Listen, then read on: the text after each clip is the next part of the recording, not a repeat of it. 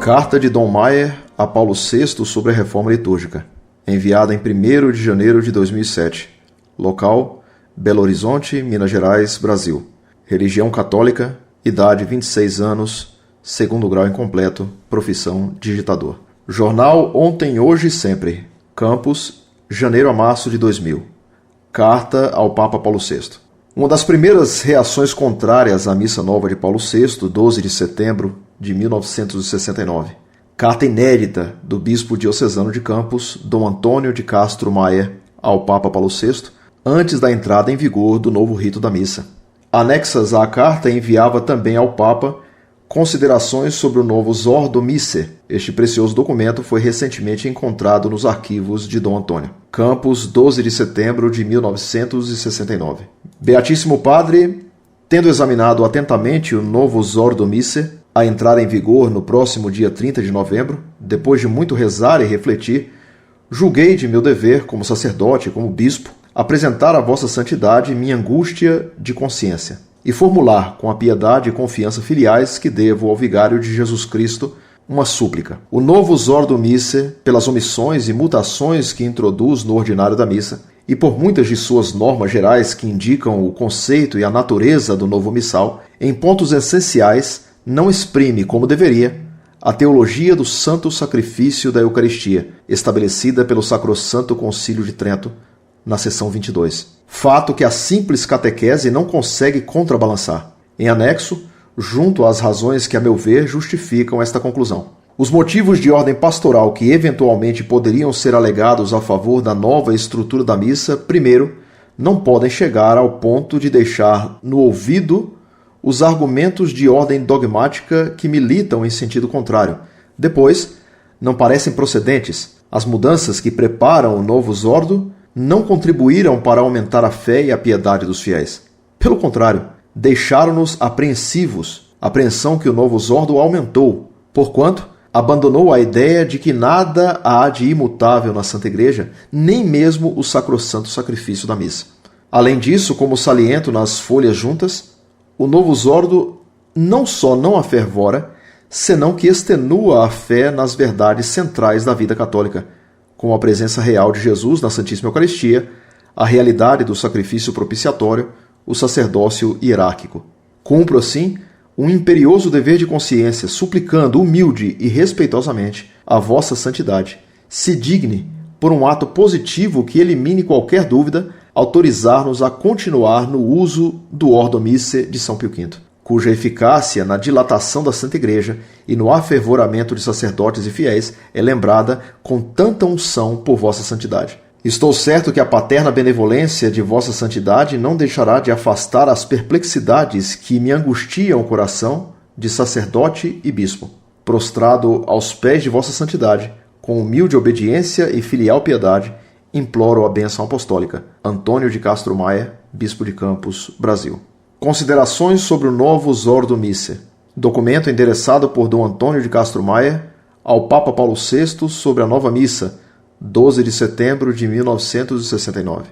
O novo Ordo Missae consta de normas gerais do texto do ordinário da missa. Umas e outro propõem uma nova missa que não atende suficientemente às definições do Concílio de Trento a respeito e constitui, por isso mesmo, grave perigo para a integridade e pureza da fé católica. Examinamos aqui apenas alguns pontos que, nos parece, evidenciam o que afirmamos. Primeiro, noção de missa. No número 7, o novo Ordo dá uma como que definição da missa. Abre aspas. Cena dominica sirve missa est, sacra synaxis seu congregatio populi Dei, in unum convenientis sacerdotis preside ad memoriale Domini celebrandum. Quare de sacte ecclesia locali congregatione eminenter valet promissio Christi, ubi sunt duo vel tres congregati in nomine meu, ibi sunt in medio eorum. Mateus 18.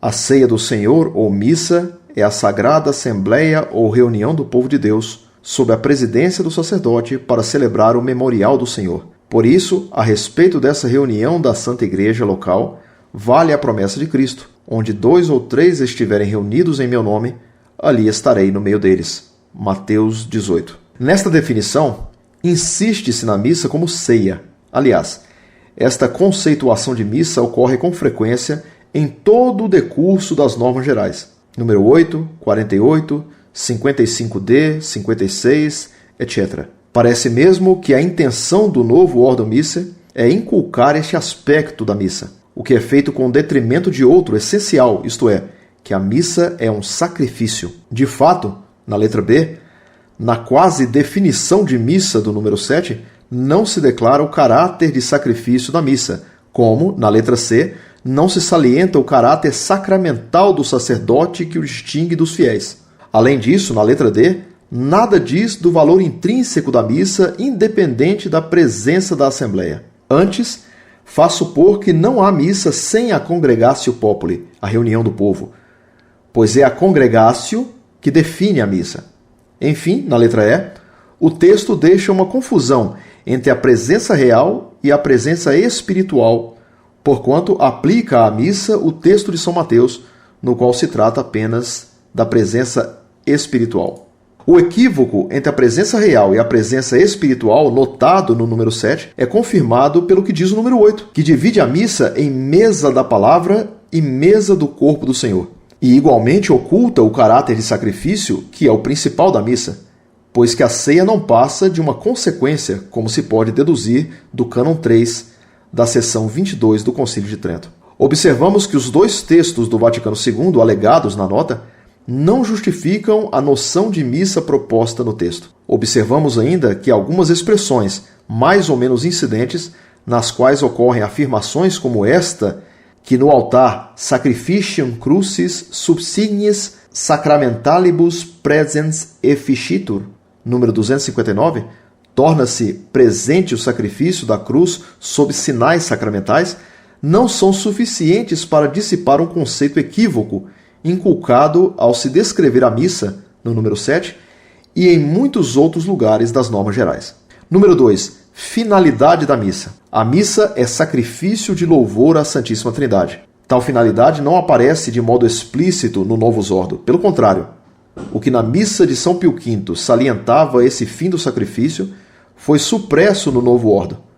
Assim, as orações Suscipe Sancta Trinitas, do ofertório, afinal Placeat Tibi Sancta Trinitas. Assim, igualmente, o prefácio da Santíssima Trindade deixou de ser o prefácio do domingo, dia do Senhor.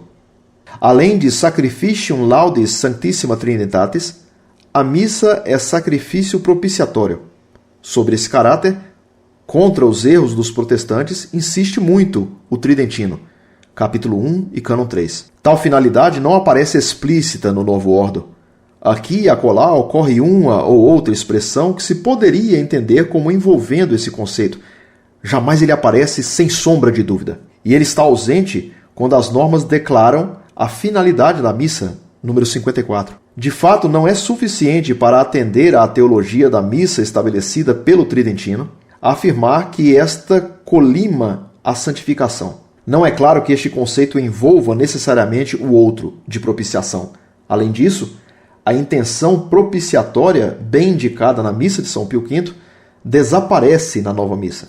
De fato, as orações do ofertório Suscipe Sancte Pater, Oferimus Tibi e a bênção da água, Deus qui humane substantiae reformaste, foram substituídas por outras que nada dizem de propiciação. Inculcam mais o sentido de banquete espiritual, panis vitae, pão da vida, potus spiritualis, bebida espiritual. Número 3. Essência do sacrifício. A essência do sacrifício da missa está na repetição do que fez Jesus na última ceia, não na mera narração, ainda que acompanhada de gestos. Assim, advertem os moralistas que não basta relatar historicamente o que Jesus fez. É necessário pronunciar as palavras da consagração com intenção de repetir o que Jesus realizou. Porquanto o sacerdote, ao celebrar, representa Jesus Cristo, opera in persona Christi. No Novo Ordo, não se toma em consideração semelhante precisão, no entanto, essencial. Pelo contrário, ao passo que sublinha a parte narrativa, nada diz da parte propriamente sacrificial. Assim,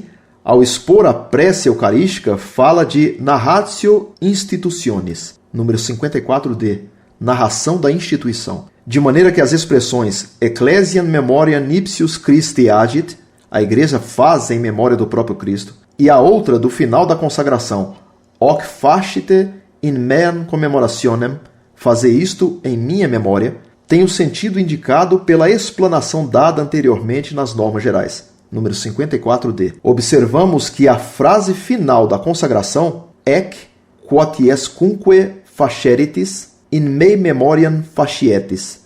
Todas as vezes que fizerdes isto, fazei-o em minha memória. Era muito mais expressiva para dizer que na missa repetia-se a ação de Jesus Cristo. Acresce que a introdução entre as palavras essenciais da consagração, das expressões ascipite et manducate ex hoc homines, tomai e comei dele todos, e ascipite et bibite ex eo homines, tomai e bebei dele todos, levam a parte narrativa dentro do mesmo ato sacrificial. De maneira que na missa de São Pio V, o texto e os gestos orientavam naturalmente o sacerdote para a ação sacrificial propiciatória, que impunham a intenção ao sacerdote que celebrava. E assim, a lex supplicandi, a lei da oração, se conformava perfeitamente à lex credendi, lei da fé. Não se pode dizer o mesmo do novo Ordo Missae. No entanto, dada a gravidade da ação e mais os tempos modernos excessivamente trepidantes, e dadas ainda as condições psicológicas das novas gerações, o Ordo Missae deveria facilitar o celebrante a ter presente a intenção necessária para realizar válida e condignamente o ato do santo sacrifício. 4. Presença real. O sacrifício da missa está intimamente ligado à presença real de Jesus Cristo na Santíssima Eucaristia. Essa é consequência daquela. Na transubstanciação, opera-se a mudança da substância do pão e do vinho no corpo e sangue do Salvador e realiza-se o sacrifício. Como consequência, permanece no altar a vítima perene, a hóstia do sacrifício que permanece, passado o ato sacrificial. O novo ordo, desde a definição da missa, número 7, deixa pairar uma ambiguidade sobre a presença real, mais ou menos confundida com a presença meramente espiritual na oração de 2 ou 3 congregados no nome de Jesus.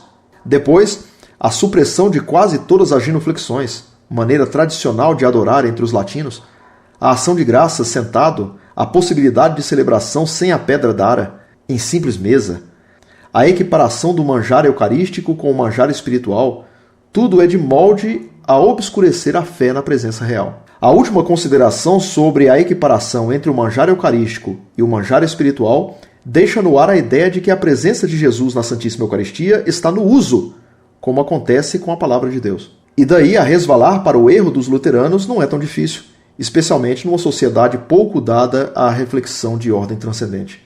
Igual conclusão é favorecida pela função do altar.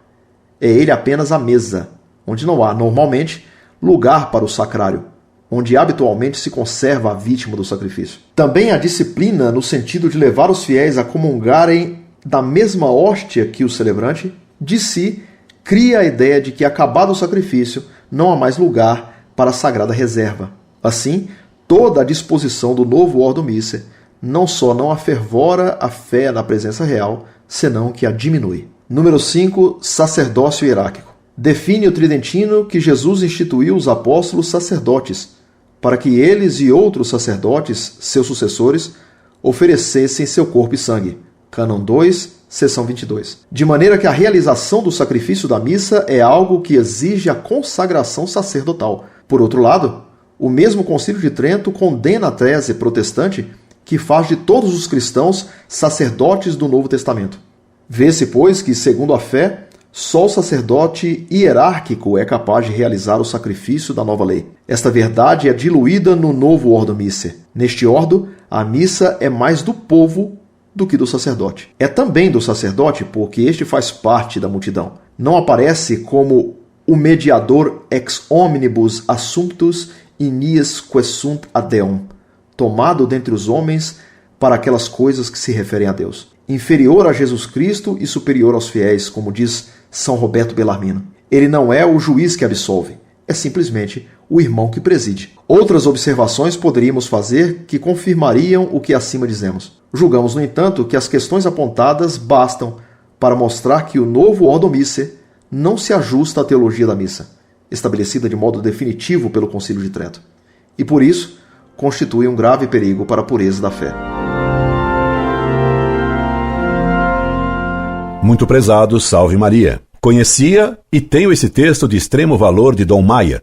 Agradeço-lhe o envio desse documento outrora publicado pelo jornal Ontem, Hoje e Sempre, que lamentavelmente foi ontem e que hoje deixou de ser, enterrando sempre. Dom Lourenço fez muito bem em publicá-lo hoje, quando em campo se abandona de modo vergonhoso o combate do heróico Dom Maia. A publicação desse texto excelente e bem valente de Dom Maia por Dom Lourenço no site Capela é muito oportuna porque hoje o motu próprio de Bento XVI confirmou que a missa de sempre nunca foi revogada e comprovou assim que Dom Maia e Dom Lefebvre foram verdadeiros confessores da fé.